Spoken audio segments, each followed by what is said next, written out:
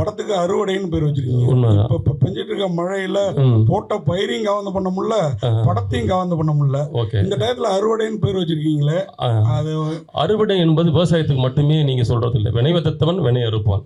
நம்ம எதை விதைக்கிறோமோ அந்த சமூகத்தில் அதை அறுப்போம்.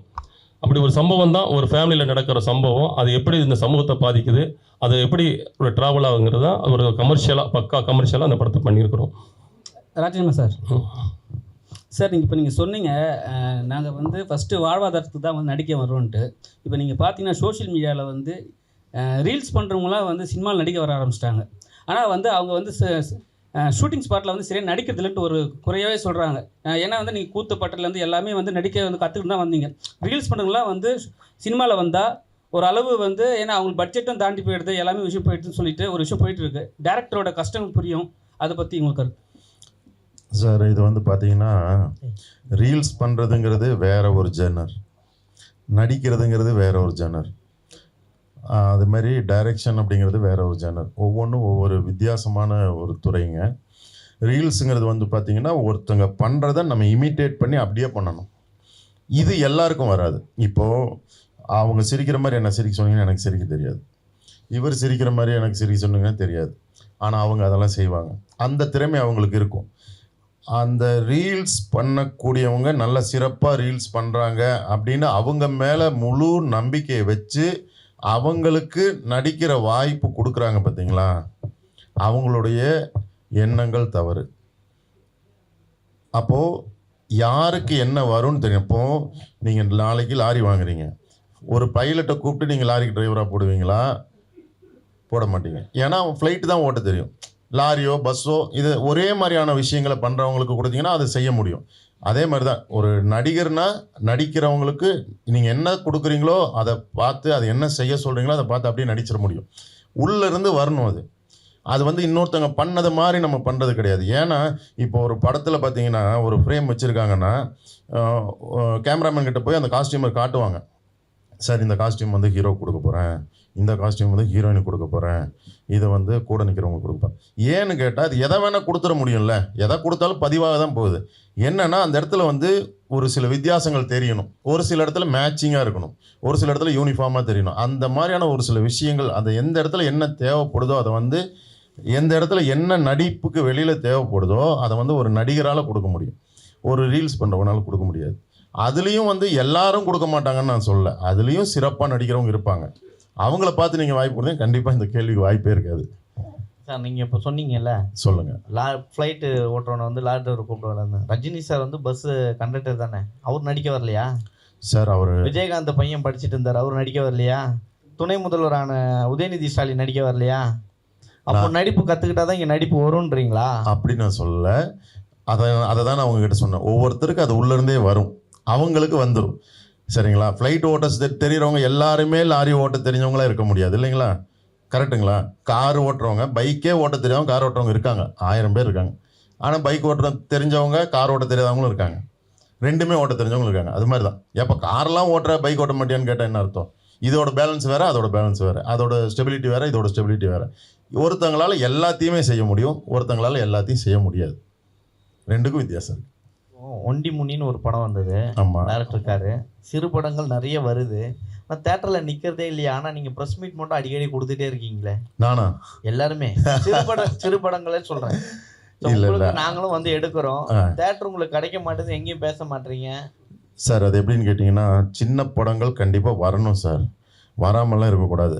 அதுக்காக தான் அதோட ப்ரெஸ் மீட்டுக்கெல்லாம் கூப்பிட்டா நம்ம போகிறது, அதுக்கு உண்டான சப்போர்ட். இப்போ நான் நடிக்கிற படங்கள் எல்லாத்துலேயுமே நான் என்னை கூப்பிட்டாங்கன்னா கண்டிப்பாக போய் நான் சப்போர்ட் பண்ணுவேன்.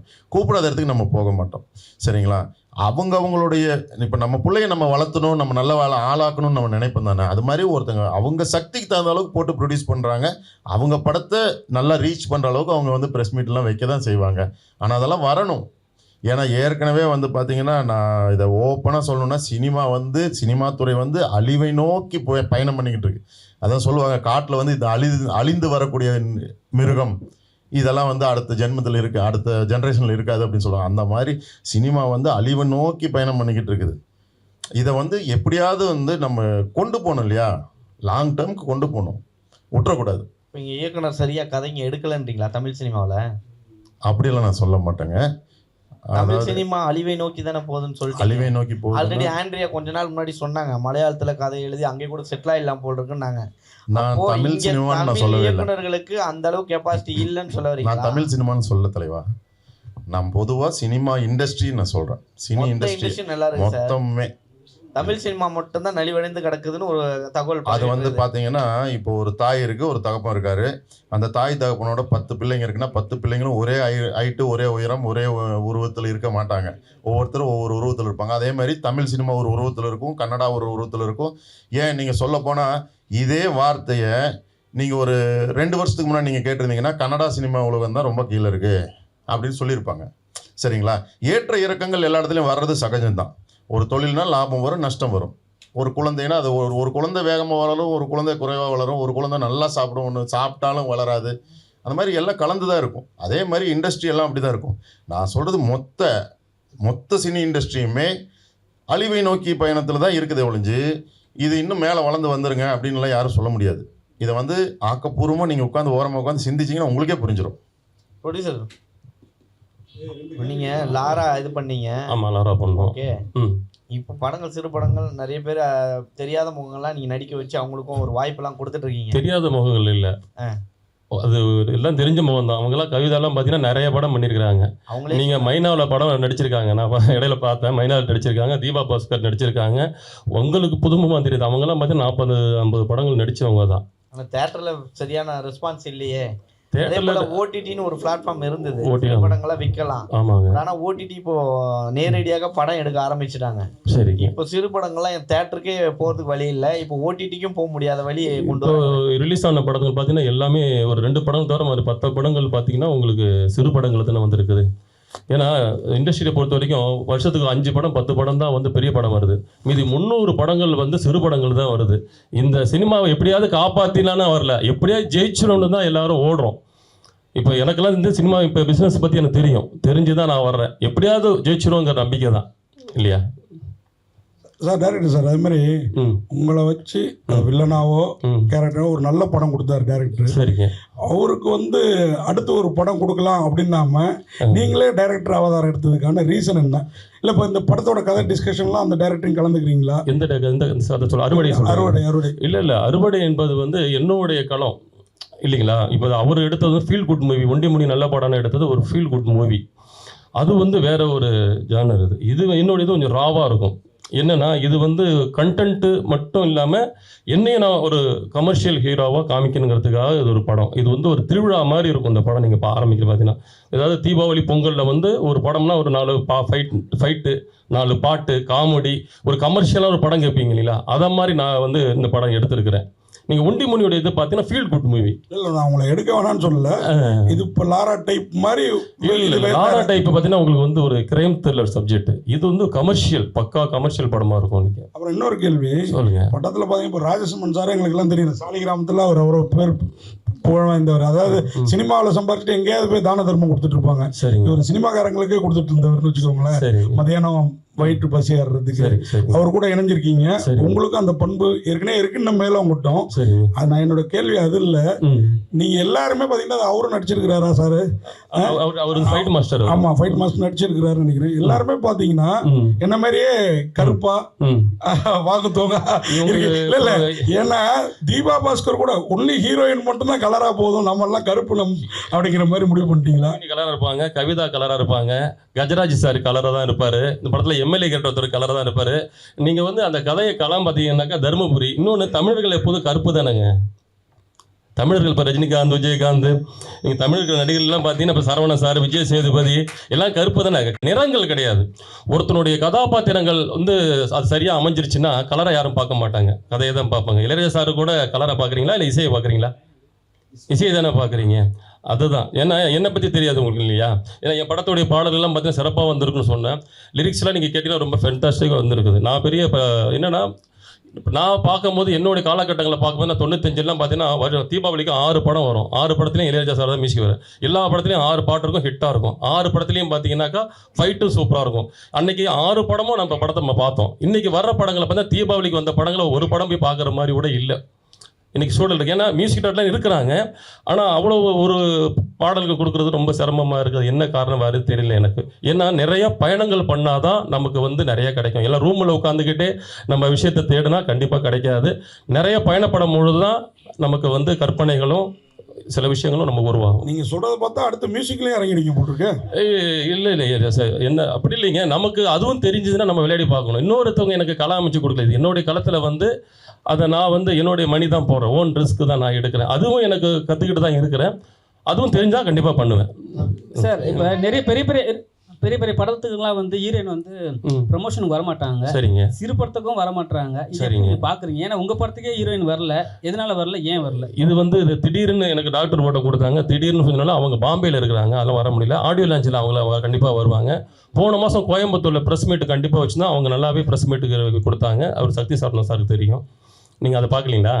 நாங்கள் பார்க்கல. கண்டிப்பாக வருவாங்க. அது சார் நீங்கள் சார் நீங்கள் சொன்னீங்க வாழ்வாதாரமே கம்மியாக இருக்குன்ட்டு. சோஷியல் மீடியாவில் வந்து ட்ரெண்ட் ஆகுறவங்க, சரிங்களா, நெகட்டிவ் ட்ரெண்ட் ஆகுறவங்க, பாசிட்டிவ் ட்ரெண்ட் ஆகுறவங்களாம் இருக்காங்க. அதெல்லாம் வந்து ஆயிட்டாங்கன்னா இன்டர்வியூ எடுக்கிறாங்க, நிறைய பப்ளிஷ் பண்ணுறாங்க, ஏன் பிக் பாஸே கூட்டின்னு போகிறாங்க. ஆனால் சினிமா சம்மந்தப்பட்ட ஆளுங்களை மேக்ஸிமம் யாரும் கூப்பிட்றது இல்லை. அதை பற்றி உங்களோட கருத்து?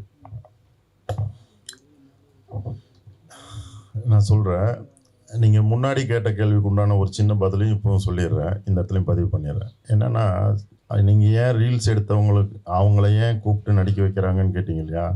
அதுக்கு ஒரு காரணம் இருக்குது. அவங்களுக்கு ஒரு கணக்கில் மில்லியன்ஸ் கணக்கில் அவங்களுக்கு வந்து வியூவர்ஸ் இருக்கிறாங்க.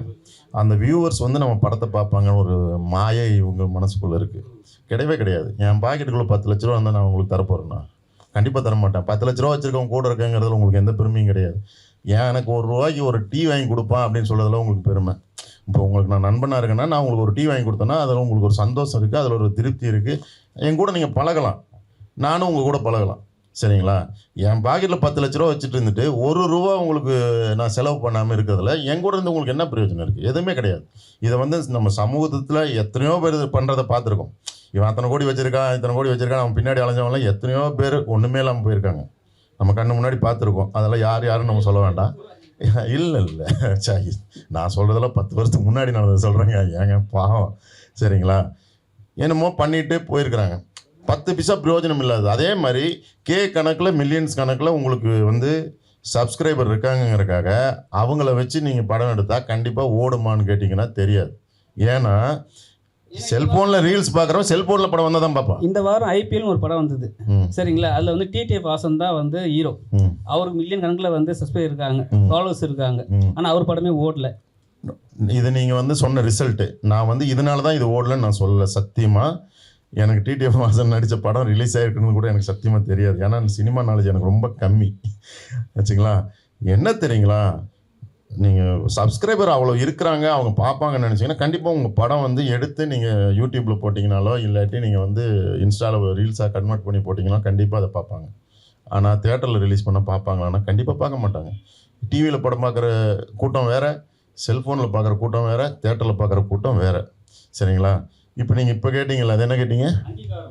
அங்கீகாரம். அதுக்கு ஒரு விஷயம் இருக்குது. என்னென்னு கேட்டிங்கன்னா, இப்போ நான் சினிமாவில் நடிக்கிறேன் அப்படின்னா சினிமாவில் நடிக்கிறதுங்கிறது வந்து இதை ஒரு தொழிலாக வச்சு பண்ணுறோம். இப்போ இதுக்கு வந்து அவங்க ஒரு சம்பளம் தரணும், அந்த சம்பளம் நம்ம வாங்குகிறோம். அப்போ நம்மளை வந்து ஒரு இடத்துக்கு நீங்கள் கூப்பிட்டு ஒரு விஷயம் பண்ணுறீங்கன்னா அந்த இடத்துல அதுக்கு உண்டான காசு அவங்க தரணும். அப்போ காசு கொடுத்தா தான் அந்த இடத்துக்கு போகும். நானும் இல்லை, எந்த நடிகராக இருந்தாலும் எந்த நடிகையாக இருந்தாலும் அதுதான். சரிங்களா?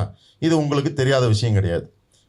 அதே மாதிரி ஒரு ரீல்ஸ் பண்ணுறவங்களை கூப்பிட்றீங்கன்னா அவங்க ரீல்ஸ் பண்ணுறவங்க சினிமாவாக அதை வந்து ஒரு தொழிலாக அதை வந்து காசுக்காக அப்படின்னு பண்ணுறது கிடையாது. எல்லாருமே அதை ஜாலிக்காக பண்ணுறாங்க. அதில் பணம் வர வைக்க முடியும். என்னென்னா அது எடுக்கும்போது அது ஒரு தொழிலாக நினச்செல்லாம் பண்ணுறதில்ல, அது ஒரு ஹாபியாக நினச்சி ஜாலியாக ஜஸ்ட் லைக் தட் பண்ணிட்டு போகிறாங்க. அதே மாதிரி நீங்கள் அவங்கள ஒரு கௌரவத்துக்கு ஒரு இடத்துக்கு நீங்கள் ஒரு சீஃப் கெஸ்ட்டாக கூப்பிட்டீங்கன்னா அவங்க பெருசாக அதை எதிர்பார்க்க மாட்டாங்க. சீஃப் கெஸ்ட்டாக போகிறதே ஒரு பெருமை, அதுக்காக வந்துடுவாங்க. அப்படிங்கும்போது அவங்கள தான் கூப்பிடுவாங்க, இவங்களை கூப்பிட மாட்டாங்க. அதனால் ஒன்றும் பிரச்சனை இல்லை. அதனால் சினிமாக்காரங்க யாரும் ஒன்றும் அழிஞ்சு போகிறதில்ல ஆச்சுங்களா. அதே மாதிரி அவங்கள சீஃப் கெஸ்ட்டாக கூப்பிட்டனால அவங்களும் ஒன்றும் பெரிய ஆளாக வளர்ந்துட போகிறதில்ல. இதில் எல்லாமே ஒரு மாயை தான் தலைவா.